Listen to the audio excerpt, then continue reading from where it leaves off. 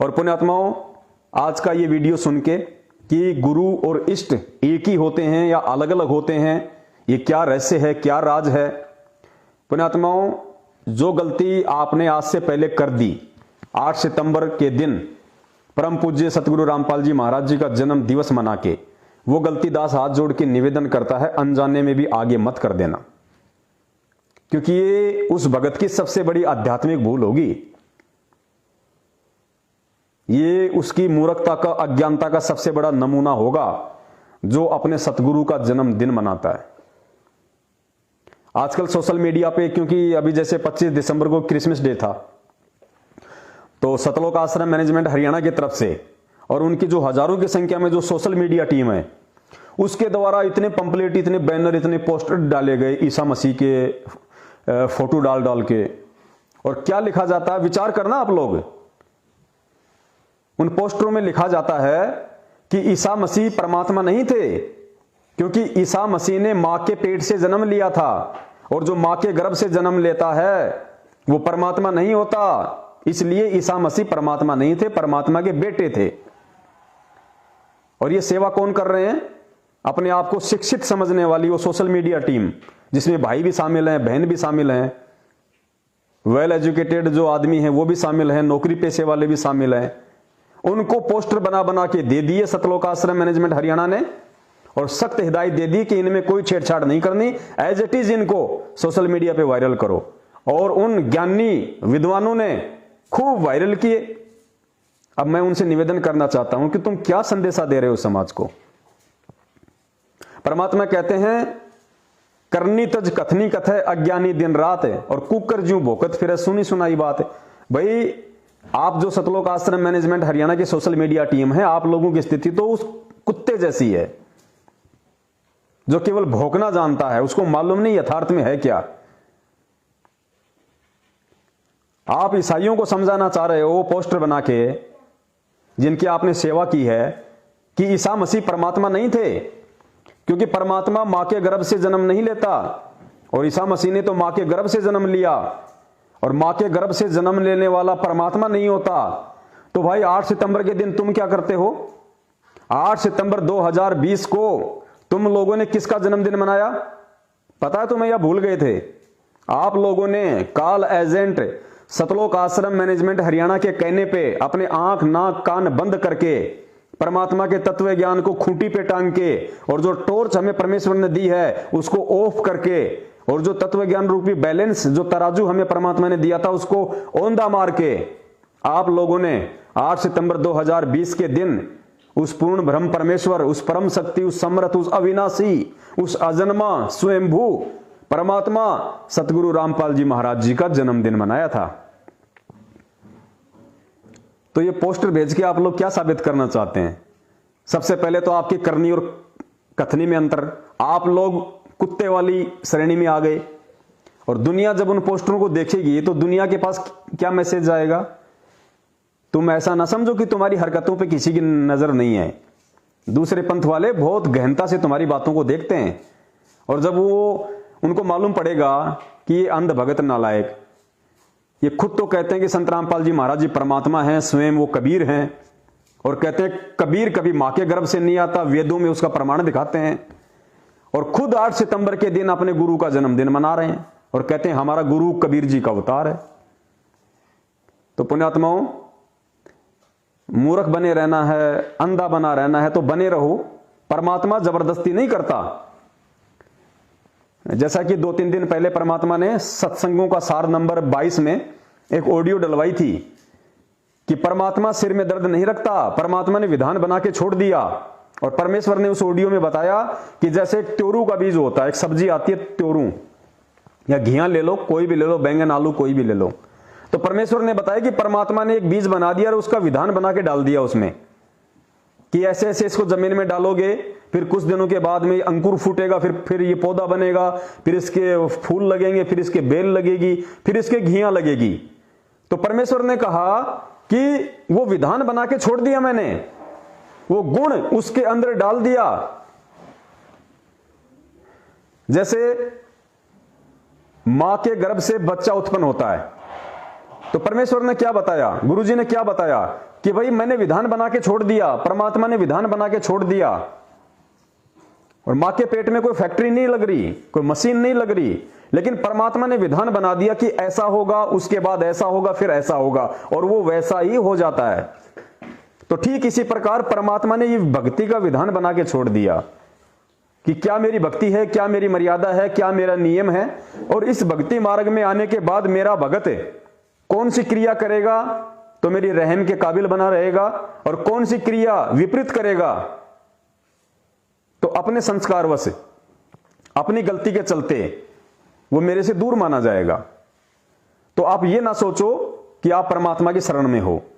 सबसे पहले तो दास आप लोगों की बंद आंखें खोल देना चाहता है कि जितने भी सतलोक आश्रम मैनेजमेंट हरियाणा के पीछे लगे हुए भगत भाई बहन हैं, चाहे वो सोशल मीडिया सेवादार हो या चाहे आम संगत हो, आप लोग परमात्मा की वर्तमान में शरण में नहीं हो, और यही कारण है कि आए दिन अकाल मौतें हो रही हैं।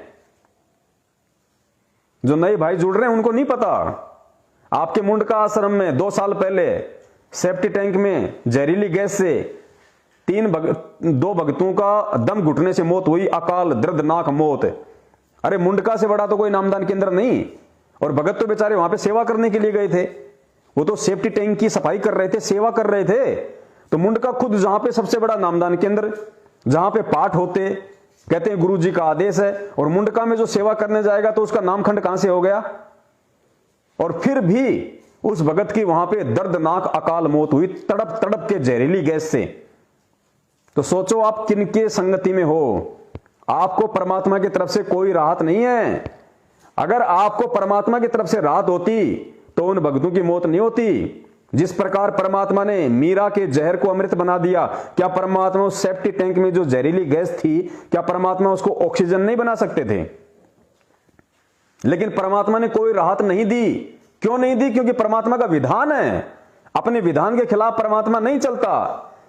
क्योंकि तुम लोग वही थे, सेफ्टी टैंक में मरने वाले वही थे जो सत्सेवकों की लाख समझाने के बाद भी उनको ज्योति का पैसा दे रहे थे, उनको पाठ का पैसा दे रहे थे, उनके कहने से हिसार की तारीखों पे जाके 10 गालियां खुद खा के आ रहे थे, 20 गालियां गुरुजी को दिलवा रहे थे कि ये देखो आगे पाखंडी रामपाल के मूर्ख चले।